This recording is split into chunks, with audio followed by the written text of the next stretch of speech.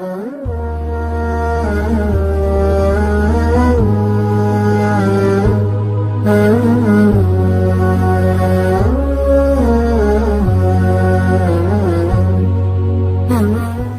آپ کا میزبان ندی مصطفیٰ شاہ پروگرام گفتگو کے ساتھ حاضر خدمت ہوں۔ آج کا یہ ہمارا پروگرام اسپیشل پروگرام ہے جو اس ہستی کے بارے میں کیا جا رہا ہے جو انبیاء کرام کے بعد دنیا میں سب سے عظیم ہستی ہے۔ جانشین سید ابرار کی باتیں کریں، مصطفیٰ کے پہلے پیار کی باتیں کریں۔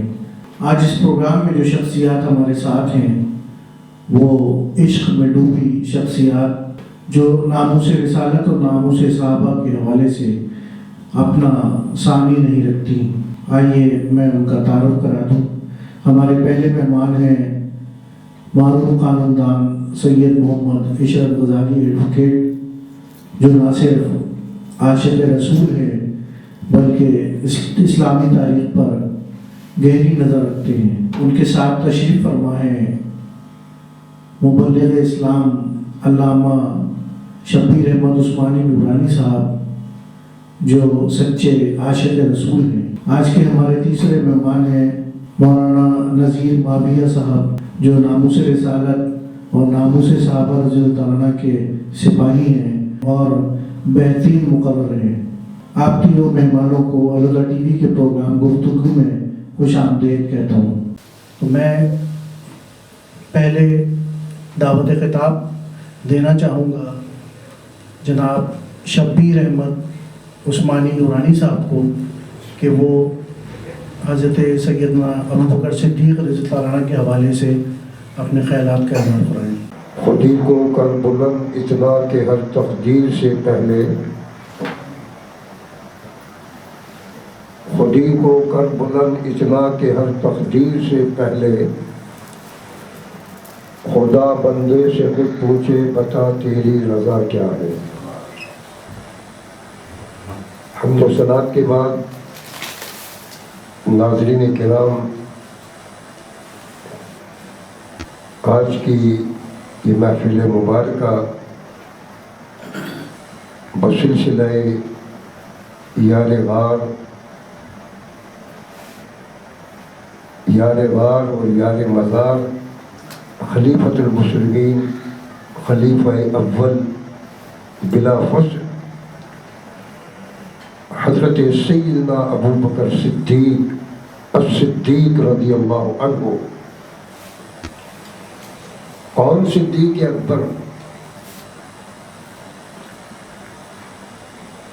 جن کے ایمان کی اور جن کے عرفان کی، جن کے ایقان کی گواہی اللہ کے مقدس کلام نے دی، اور بے شمار احادیث مبارکہ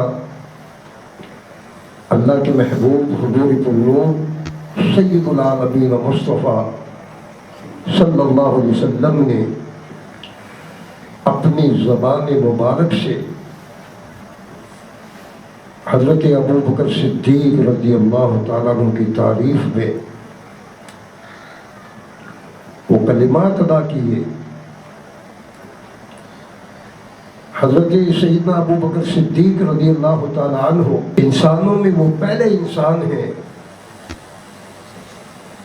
کہ جنہوں نے اللہ کے محبوب حضور النور سید العالمین مصطفیٰ صلی اللہ علیہ وسلم کے فرمان کو سب سے پہلے قبول کیا۔ جب فاران کی چوٹی پر اللہ کے محبوب نے لا الہ الا اللہ کا بول بالا فرمایا اور توحید باری تعالیٰ کی طرف لوگوں کو بلایا، تو جس کو بھی اللہ کے رسول نے دعوت اسلام دی اس نے بہت حیل، حجت اور دلیلیں قائم کی۔ لیکن جب حضرت ابوبکر صدیق رضی اللہ تعالیٰ عنہ کو نبی محتشم والشمس کے مکڑے والے واللیل کی ظلموں والے، جنہوں نے کائنات میں قدم رکھ کر کسی سے نہیں پڑھا، یہ بات سمجھنے کی ہے، کسی سے نہیں پڑھا۔ آج دنیا میں اگر کسی کو بھی عزت ملی ہے، کسی کو بھی مرتبہ ملا ہے، کسی کو بھی مقام ملا ہے، تو نبی کے طفیل ملا ہے۔ اگر صحابہ نبی کا کلمہ نہیں پڑھتے تو صحابی نہیں ہوتے، صدیق نبی کی عظمت پہ قربان نہیں ہوتے تو صدیق نہیں ہوتے، فاروق اعظم نبی کی عزت اور ایقان پہ قربان نہیں ہوتے تو فاروق اعظم نہیں ہوتے، عثمان ذو النورین اگر قربان نہیں ہوتے تو وہ اپنی منزل کو نہیں پہنچ سکتے تھے، علی المرتضیٰ بھی اگر قربان نہیں ہوتے تو وہ بھی مقام نہیں پاتے۔ جس کو بھی عزت ملی ہے، جس کو بھی مقام ملا ہے، مصطفیٰ کے در سے ملا ہے، مصطفیٰ کے در سے ملا ہے۔ حضرت ابو بکر صدیق رضی اللہ تعالیٰ عنہ صداقت کی منزل پہ ایسے قدم جمائے، جب نبی پاک علیہ السلام نے آپ کو دعوت اسلام دی تو آپ نے ایک موقع پر کہا کہ یا رسول اللہ، اگر آپ واقعی اللہ کے نبی ہیں تو اپنے نبی ہونے کی کوئی دلیل دیں۔ اگر دعویٰ نبوت کا کر رہے ہیں تو دعوے کے ساتھ دلیل ہوتی ہے، بغیر دلیل کے بات نہیں بنتی۔ سیدنا صدیق اکبر رضی اللہ تعالیٰ عنہ نے جب دلیل مانگی اور آگے چلے گئے، بہت بڑے تاجر تھے، تجارت میں بڑی مہارت تھی، لیکن آپ کا صداقت کا یہ عالم ہے کہ جب حالت کفر میں تھے تب بھی آپ نے کبھی جھوٹ نہیں بولا، کبھی کسی میلے میں نہیں گئے، کسی بت کو سجدہ نہیں کیا، تجارت کرتے تھے، تجارت کی غرض سے کبھی مکے سے نکل کے شام جاتے، کبھی یمن جاتے۔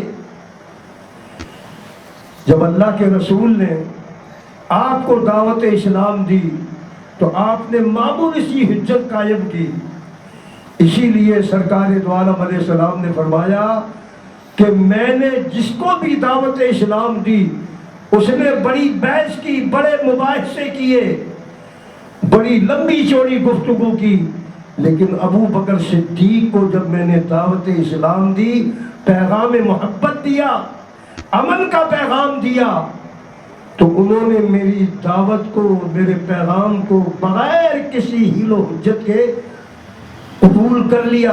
تو آپ تجارت کی غرض سے ملک شام گئے، ملک شام میں آپ نے قدم رکھا تو آپ نے دیکھا رات کو ایک خواب، عربی کی ایک کتاب ہے نلحۃ المجالس،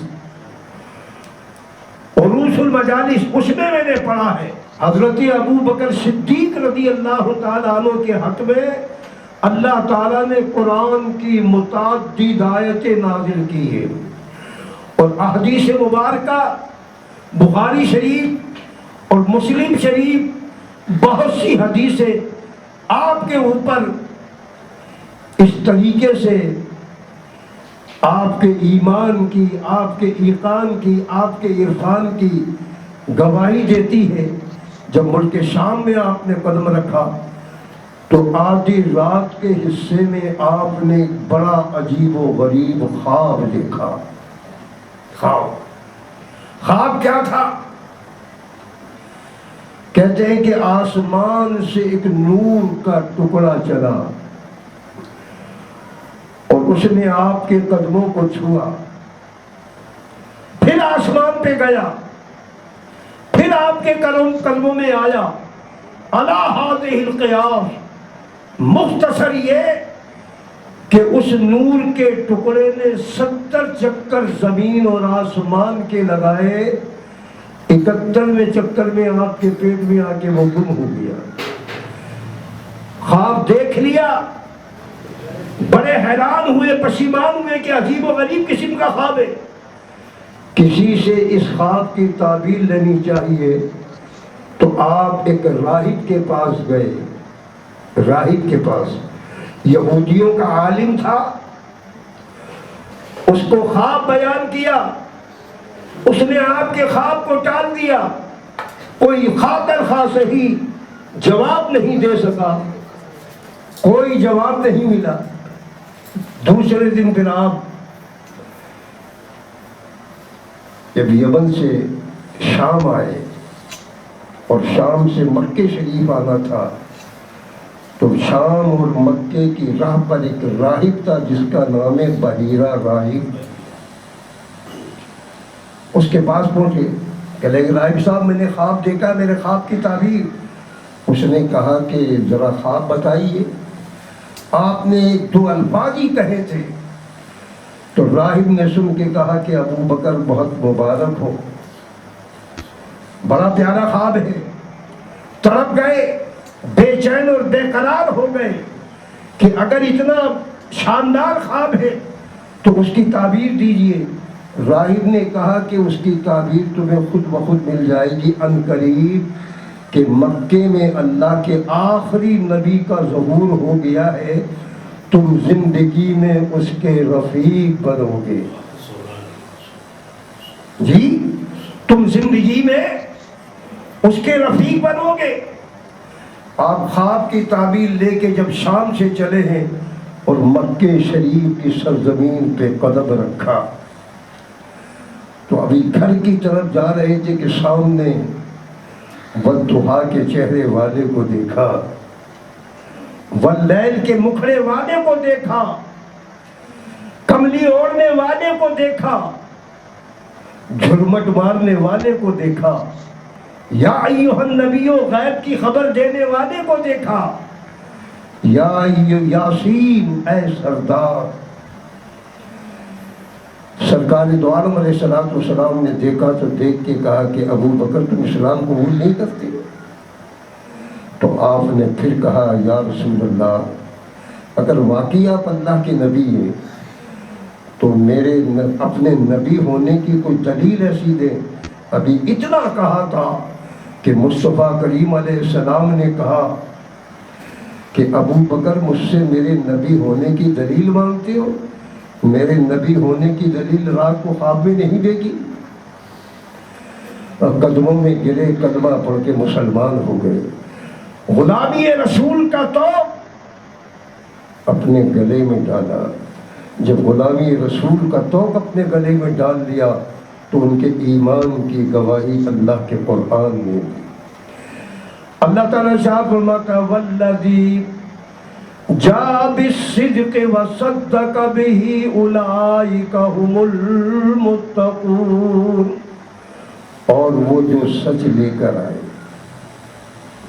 وہ سچ لے کر آئے اور انہوں نے تصدیق کی، وہی متقی ہیں۔ تو حضرت ابو بکر صدیق کی فضیلت، ان کی شان اس سے بڑی اور کیا ہوگی کہ ان کے حق میں قرآن کی متعدد آیتیں آئیں۔ اگر وہ اسلام کو بچانے کے لیے مکے سے مدینے کی طرف ہجرت کرتے ہیں تو ہجرت کی گواہی بھی قرآن نے دی۔ اگر دین کی خدمت کرتے ہیں اور مال پیش کرتے ہیں تو اس کی گواہی بھی قرآن دے رہا ہے، اس کی گواہی بھی قرآن دے رہا ہے۔ اور پھر زندگی میں ابو بکر صدیق رضی اللہ تعالی عنہ وارض عنا کا اس سے بڑا مرتبہ اور مقام کیا ہوگا کہ جس کے لیے اللہ کے رسول فرمائیں کہ افضل الخلق بعد الانبیاء، میرے بعد اگر دنیا میں کسی کا مقام ہے تو وہ سیدنا ابو بکر صدیق رضی اللہ تعالی عنہ۔ کیا مقام پایا ہے، کیا مرتبہ پایا ہے. اور قرآن کی آیتیں ان کے عمل کی، ان کے کردار کی گواہی دے رہی ہیں. اگر وہ مال اللہ کی راہ میں پیش کرتے ہیں تو اس کی گواہی بھی قرآن دے رہا ہے. اور اگر وہ ہجرت کی رات حضرت ابو بکر صدیق نے اتنی نیکیاں کی، اتنی نیکیاں کی، اتنی نیکیاں کی کہ اللہ کے رسول نے فرمایا صحابہ کے جھرمٹ میں، صحابہ لبیک یا رسول اللہ. عمر فاروق کی اتنی نیکیاں ہیں جتنے آسمان کے تارے. اصحاب کا نجوم. حضرت عمر فاروق کی نیکیاں اتنی ہیں جتنے آسمان کے تارے. صحابہ نے سنا تو بے چین ہو گئے، بے قرار ہو گئے. سبحان اللہ، کتنی نیکیاں ہیں. حضرت اماں عائشہ صدیقہ رضی اللہ عنہا بڑی پیاری مسلمانوں کی امی جان ہیں. اللہ اللہ، وہ مقام پایا کہ جس کے لیے اعلیٰ حضرت امام اہل سنت مولانا احمد رضا بریلوی رحمۃ اللہ علیہ فرماتے ہیں کہ بنت صدیق آرام جانے نبی. اور اس حریم براعت پہ لاکھوں سلام. ان کے حق میں قرآن مجید کی سورہ نور کی 18 آیتیں جن کے حق میں آئے، کیا مقام ہے وہ پردے میں سن رہی تھیں. آگے بڑھ کے کہتی ہیں کہ یا رسول اللہ، عمر فاروق کی اتنی نیکیاں جتنے آسمان کے تارے، تو پھر میرے والد کی نیکیاں، میرے والد کی نیکیاں. سرکار دو عالم علیہ السلام نے سنا تو سن کے کہا کہ عائشہ، حضرت ابو بکر صدیق کی ایک نیکی اتنی بڑی ہے کہ عمر فاروق کی ساری نیکیاں اس کا مقابلہ نہیں کر سکتی.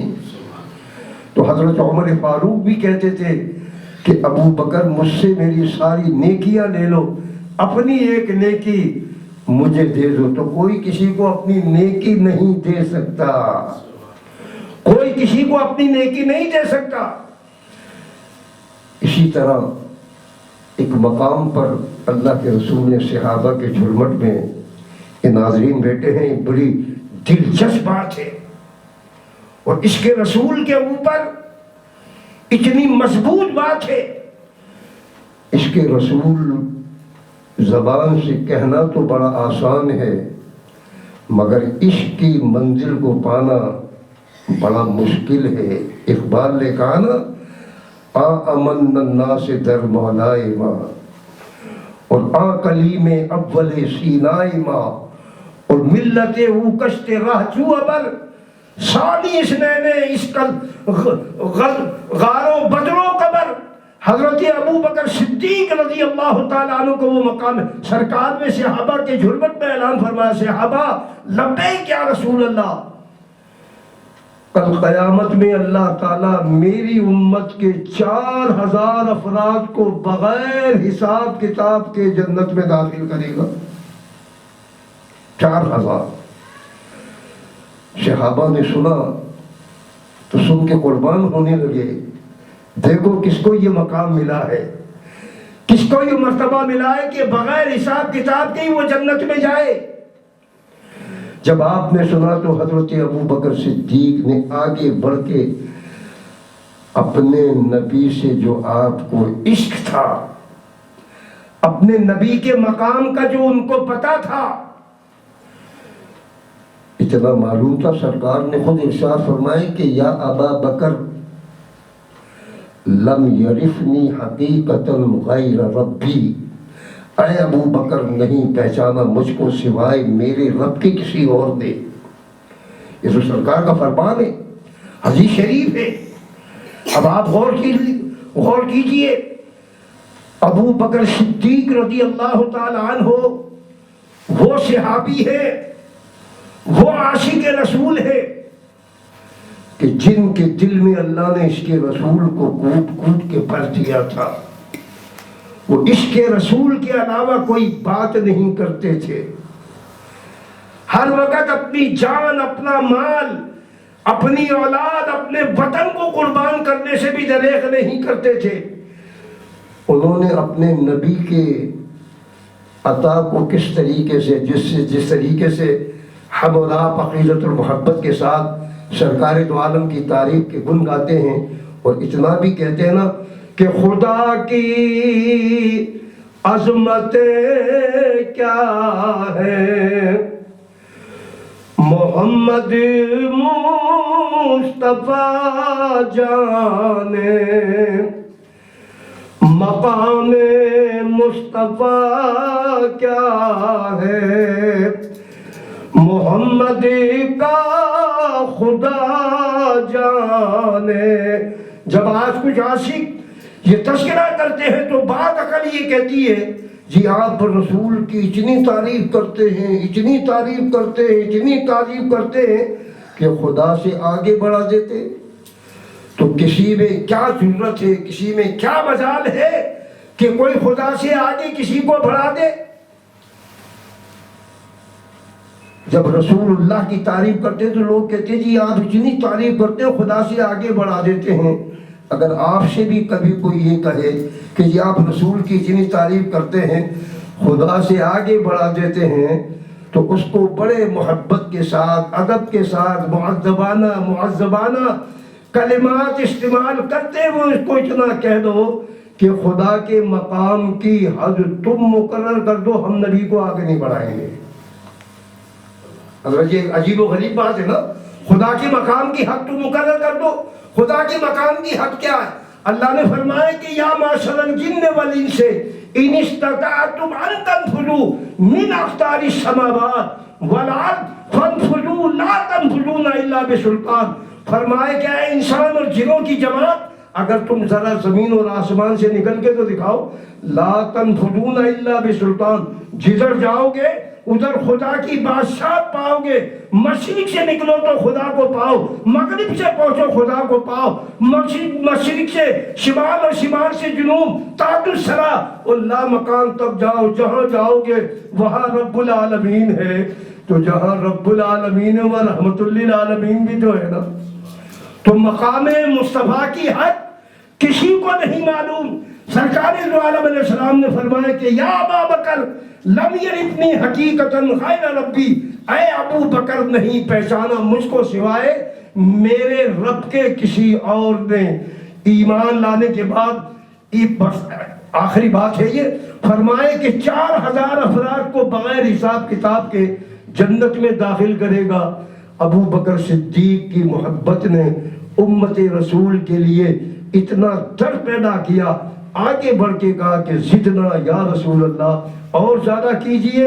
تو سرکار دو عالم علیہ السلام نے پیغام دیا کہ 8000 افراد کو بغیر حساب کتاب کے صدیق اکبر نے آگے بڑھ کے پھر کہا 12000 تک کی بشارت دینے لگے۔ صاحب برابر میں فاروق اعظم رضی اللہ عنہ کھڑے تھے، وہ ذرا جلال میں آ گئے، اشداء علی الکفار کے تحت آپ کے سیدھے ہاتھ پہ ہاتھ لگایا اور کہا کہ بس کر یار ابو بکر، اگر اس طریقے سے لوگ جنت میں داخل ہوتے رہے تو عمل کرنا چھوڑ دیں گے۔ سرکار دو عالم علیہ السلام نے فرمایا کہ عمر نے سچ کہا، عمر نے سچ کہا۔ مگر ابو بکر صدیق پھر بھی نہیں رکے، آگے بڑھ کے کہتے ہیں کہ لگے عمر تیرا کیا بگڑتا ہے اگر سارے ہی بغیر حساب کتاب کی جنت میں داخل ہو جائے۔ تو اللہ تبارک تعالیٰ نے حضرت ابو بکر صدیق کو بس یہ مقام دیا کہ وہ ایمان لانے کے بعد زندگی کے ہر موڑ پہ رسول اللہ کے ساتھ رہے۔ احد میں ساتھ ہیں، بدر میں ساتھ ہیں، حنین میں ساتھ ہیں، تبوک میں ساتھ ہیں، یرموک میں ساتھ ہیں، میدان جنگ میں ساتھ ہیں، میدان عمل میں ساتھ ہیں، اور مصلی رسول پہ بھی ساتھ ہیں۔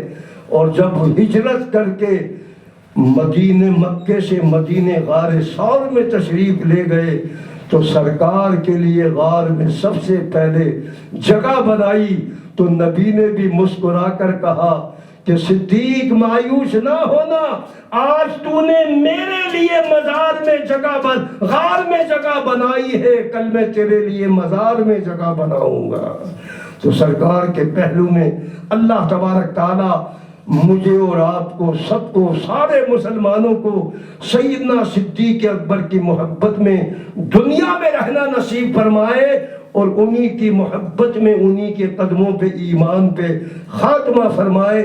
وآخر دعوانا ان الحمد للہ رب العالمین والصلاة والسلام علی سید المرسلین. اس وقت جن کو میں ریکویسٹ کروں گا خطیب اہل سنت مولانا نذیر معاویہ صاحب کہ وہ حضرت صدیق اکبر کے حوالے سے کچھ خیالات کا اظہار کریں اور خاص طور پر ہجرت مدینہ کے واقعے کے حوالے سے بیان فرمائیں. حضرت ابو بکر صدیق رضی اللہ تعالیٰ وہ اسلام کی وہ عظیم ترین ہستی ہیں جنہوں نے سب سے پہلے حضور پاک صلی اللہ علیہ وسلم پر کلمہ پڑھا اور آپ کی نبوت کی تصدیق کی. اس امت کے سب سے پہلے مسلمان ہیں. صرف وہ پہلے ہی مسلمان نہیں بلکہ ہر نیکی کی بنیاد ہی ابو بکر صدیق رضی اللہ تعالیٰ عنہ سے چلی. کوئی دنیا کے اندر خیر کا کام ایسا نہیں کہ جو ابو بکر صدیق کو نصیب تو نہ ہوا ہو کسی اور کو نصیب ہو گیا ہو. دنیا کے اندر ایسا کام کوئی نہیں ہے. جو بھی نیکی کی بنیاد ہے وہ ابو بکر صدیق رضی اللہ تعالیٰ عنہ سے چلی. اور اگر کچھ عظمتیں ایسی تھیں کہ ان عظمتوں کے اندر اگر کچھ اور لوگ بھی شامل ہو سکتے تھے، مثال کے طور پہ ہم کہتے ہیں عشرہ مبشرہ، وہ صحابہ کہ جنہیں حضور پاک صلی اللہ علیہ وسلم نے جنت کی بشارت دی. 10 وہ صحابہ کہ جنہیں حضور پاک صلی اللہ علیہ وسلم نے جنتی ہونے کی بشارت دی. تو ان میں بھی پہلا نمبر ابو بکر صدیق کا ہے. پھر اس کے بعد 9 صحابہ اور آ گئے.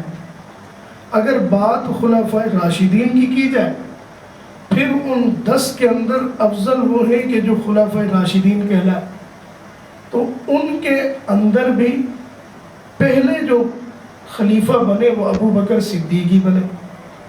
پھر ان 4 خلفائے راشدین کے اندر آپ صلی اللہ علیہ وسلم نے ارشاد فرمایا کہ 2 میرے وزیر زمین پر ہیں اور 2 آسمانوں پر ہیں.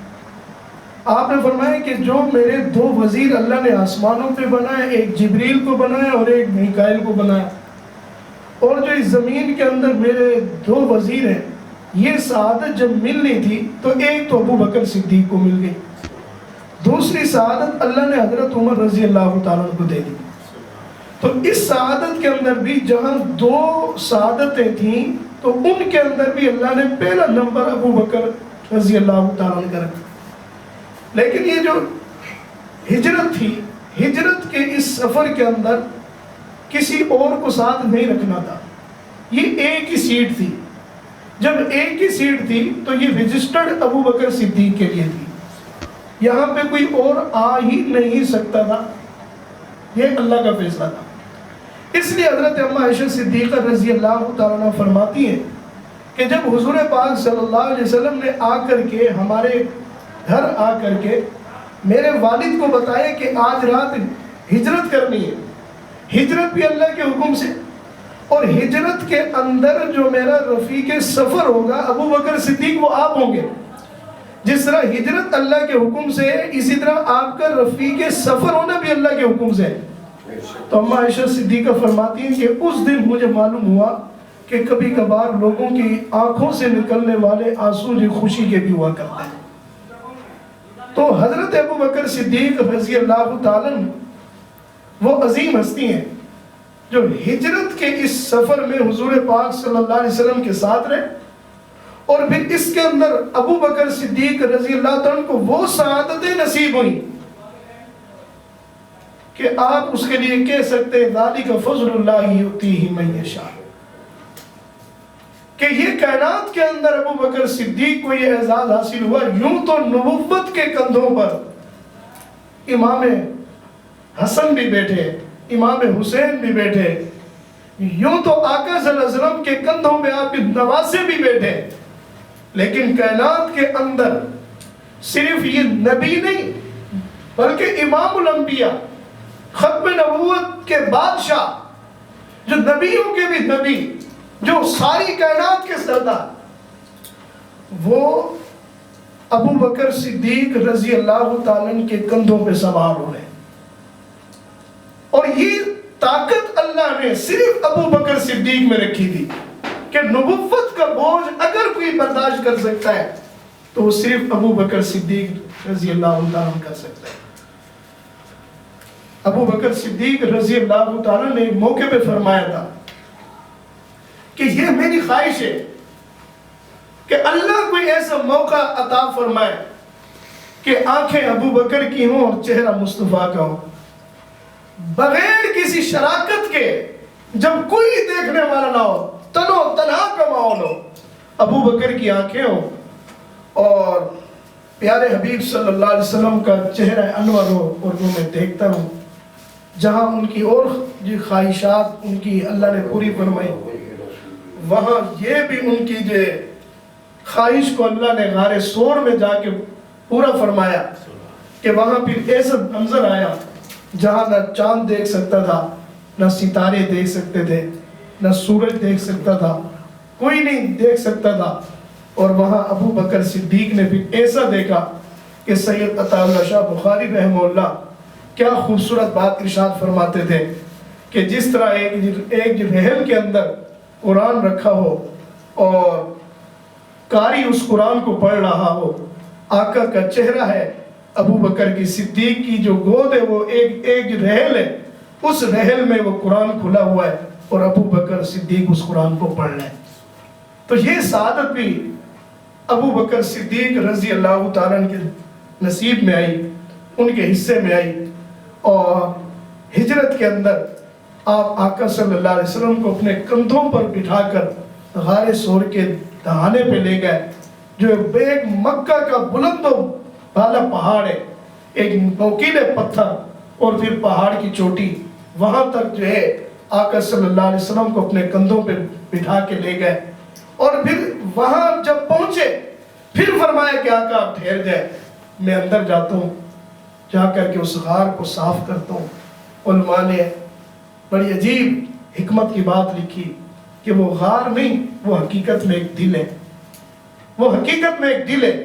اور یہ اس بات کی طرف اشارہ ہے کہ آقا صلی اللہ علیہ وسلم کی محبت اسی دل میں آ سکتی ہے کہ جس دل کو صاف ابو بکر صدیق کر دے، جس دل کے اندر ابو بکر صدیق آ جائے۔ جس طرح غار میں پہلے ابو بکر صدیق رضی اللہ عنہ گئے، پھر اسی غار میں آقا صلی اللہ علیہ وسلم آئے، تو فرمایا کہ وہاں گئے، پھر اپنی چادر مبارک کو کہ انہوں نے ٹکڑے ٹکڑے کیے، پھر اسے صاف کیا، سوراخوں کو ابو بکر صدیق رضی اللہ عنہ نے ان ٹکڑے کر کر کے ان سوراخوں کے اندر رکھا، پھر اپنی ایڑی مبارک، آخری جو سوراخ تھا کپڑا کوئی نہیں، اس پر اپنی ایڑی مبارک ابو بکر صدیق رضی اللہ تعالیٰ نے رکھی۔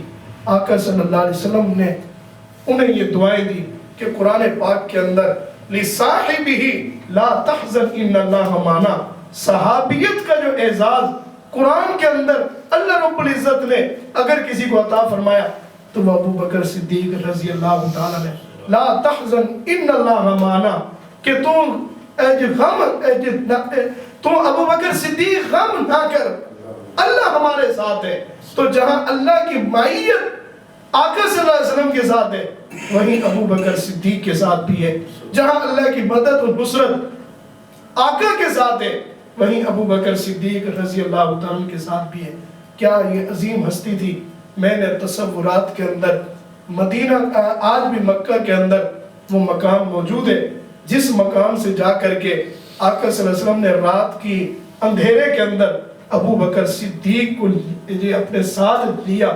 آج بھی وہ مکہ کے اندر وہ چھوٹی سی مسجد ہے، اس بازار کے اندر الحمدللہ میں نے وہ مسجد بھی دیکھی ہے۔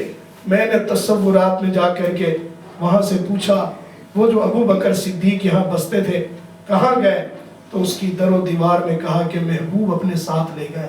کہاں لے گئے؟ کہا دیکھا نہیں، ایسا ساتھ لے کر گئے کہ آج مزار کے اندر بھی وہ آپ کے ساتھ آرام کر رہے ہیں۔ ابو بکر صدیق رضی اللہ عنہ کی عظمتوں کے کیا کہنے۔ ایک مرتبہ حضرت اما عائشہ صدیقہ رضی اللہ تعالیٰ عنہ نے 14ویں کا چاند ہے، ستارے چمک رہے ہیں، تو پوچھ لیا آقا آپ کے ان صحابہ میں کوئی صحابی ایسا بھی ہے کہ اس کی نیکیاں آسمان کے ستاروں سے بھی بڑھ کر ہوں؟ تو آقا نے فرمایا جی ہاں ہے۔ حضرت اما عائشہ رضی اللہ تعالیٰ عنہ فرماتی ہیں میں سمجھی شاید میرے والد کا نام کہیں گے۔ آقا نے فرمایا جی ہاں ہے۔ جی کون ہے؟ فرمایا وہ میرا صحابی عمر ابن خطاب رضی اللہ تعالیٰ نے۔ فوراً پوچھا پھر میرے والد ابو بکر؟ کہا عائشہ تمہارے والد کی ایک نیکی عمر کی ساری نیکیاں مل جائیں تب بھی اس کی ایک نیکی کا مقابلہ نہیں کر سکتی۔ آج وہ عظیم ہستی آقا صلی اللہ علیہ وسلم کے ساتھ مزار اقدس میں آرام فرما رہے۔ کسی نے محبوب سبحانی حضرت شیخ عبد القادر جیلانی رحمہ اللہ سے پوچھا اگر کسی کو کسی بزرگ کے ساتھ، کسی بزرگ کے مزار کے ساتھ، قبر کے ساتھ اگر اس کی قبر بن جائے تو یہ سعادت کیسی ہے؟ حضرت شیخ نے عجیب بات کہی کہ جب آپ مجھ سے پوچھ رہے ہو یہ میرا خادم کھڑا ہوا پنکھا مجھ پہ کر رہا ہے، ہوا کر رہا ہے، کیا یہ ہوا آپ کو بھی آ رہی ہے؟ کہا جی مجھے بھی آ رہی ہے۔ تو کہا یہ پنکھا تو میرے لیے کر رہا ہے آپ کے لیے تو نہیں کر رہا۔ کہا بس یہی مثال ہے کسی بزرگ کے ساتھ اگر کسی مومن کی قبر بن جائے تو جو رحمتیں اس پر اترتی ہیں وہ برابر والے پہ بھی اترتی ہیں، پڑوسی پہ بھی اترتی ہیں۔ ابو بکر صدیق تو وہ ہیں جو آج بھی امام الانبیاء کے ساتھ سو رہے ہیں، جو 70,000 فرشتے آقا کے روز مبارک پہ رحمتیں اتارتے ہیں، وہ ابو بکر صدیق کو بھی نصیب ہوتی ہیں، وہ رحمتیں ان کے اوپر بھی برستی ہیں۔ تو آج یہ مہینہ چونکہ ان کی یوم وفات کا مہینہ ہے، ہم ان کی عظمت کو سلام پیش کرتے ہیں۔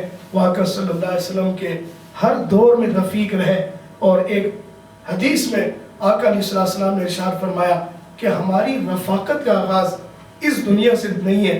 آپ نے فرمایا کہ عالم ارواح کے اندر اللہ رب العزت نے میری روح کو، ابو بکر کی روح کو ایک جگہ جمع فرمایا، پھر روح محمد صلی اللہ علیہ وسلم نے اور روح ابو بکر نے دوڑ لگئی۔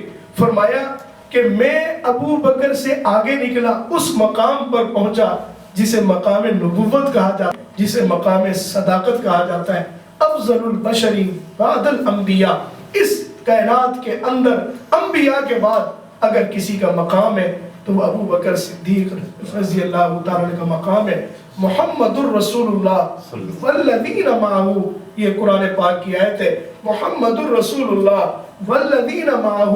حضرات مفسرین کرام فرماتے معہ یہ ابو بکر صدیق ہے، اشداء علی الکفار حضرت عمر ہے، فرمایا رحماء بینہم حضرت عثمان ہے، تراہم رکعا سجدا یبتغون فضلا من اللہ ورضوانا حضرت علی ہے، اور فرمایا کہ اولئک الذین انعم اللہ من النبیین والصدیقین۔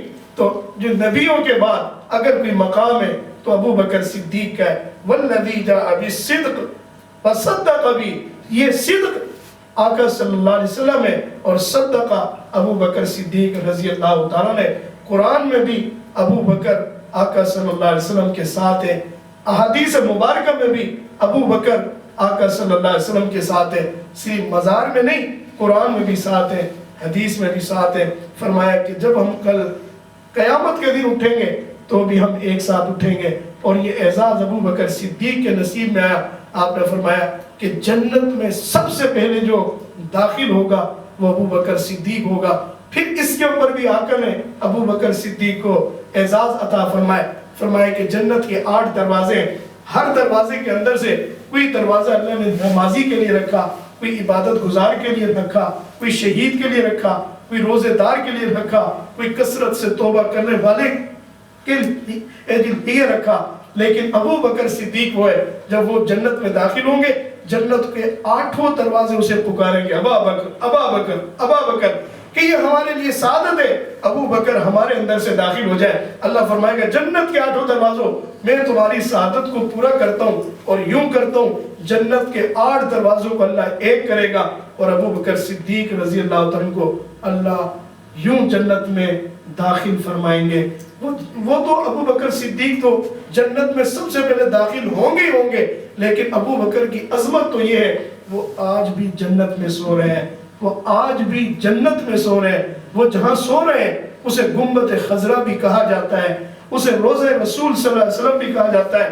ہمارا یہ عقیدہ ہے, اہل سنت کا عقیدہ ہے کہ آقا صلی اللہ علیہ وسلم کا روضہ مبارک جنت الفردوس سے بھی اعلیٰ ہے, کرسی سے بھی اعلیٰ ہے, عرش معلیٰ سے بھی اعلیٰ ہے. ہمارا یہ عقیدہ ہے. اور اس اعلیٰ ترین مقام کے اندر ابو بکر صدیق آقا صلی اللہ علیہ وسلم کے ساتھ سو رہے ہیں. تو میں کیوں نہ کہوں وہ جنت سے نکلیں گے, جنت میں داخل ہوں گے, وہ پیدا ہی جنت کی مٹی سے ہوئے. ان کی عظمتیں کہاں تک لے کر جائیں, جہاں تک جاؤ بات پھیلتی جائے گی, عظمتیں پھیلتی جائیں گی, ختم ہونے کا نام نہیں لیتی.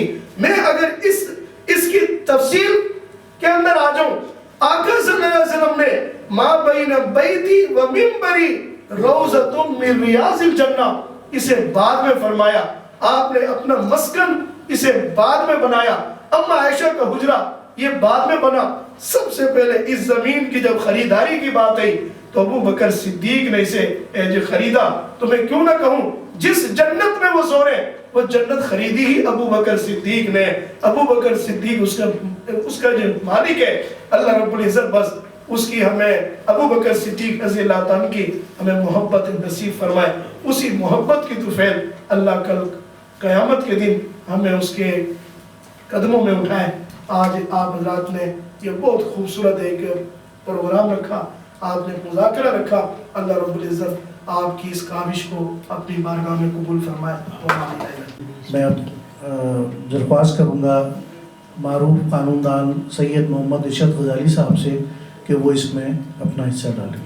بسم اللہ الرحمن الرحیم. میرے جید المعیدین نے جو کہا بہترین, اور اس کے آگے کہنا تو اچھا نہیں لگتا کیونکہ میں کوئی مذہبی اسکالر نہیں ہوں, لیکن میں ٹارگیٹ کو ہٹ کرنے والا آدمی ہوں. صدیق اکبر رضی اللہ تعالیٰ عنہ نے کی زندگی میں جو ہمیں ٹارگیٹ ملا ہے وہ ہمیں دیکھنا ہے, کیونکہ نبی صلی اللہ علیہ وسلم کے وصال کے بعد ہمارے لیے جو مشن تھا وہ بڑا کٹھن تھا, کیونکہ ایک تو مرتدین آ گئے تھے, مسلمہ بن کذاب کا ایشو آ گیا تھا, پھر زکوٰۃ کا ایک ایشو آ گیا تھا, پھر زکوٰۃ کے انکارین پیدا ہو گئے تھے, اور پھر نبی صلی اللہ علیہ وسلم نے کیا کہتے ہیں کوشش یہ کری کہ نبی صلی اللہ علیہ وسلم کے جو فرمان ہے اس کے مطابق آگے فارورڈ لائن پہ جایا جائے.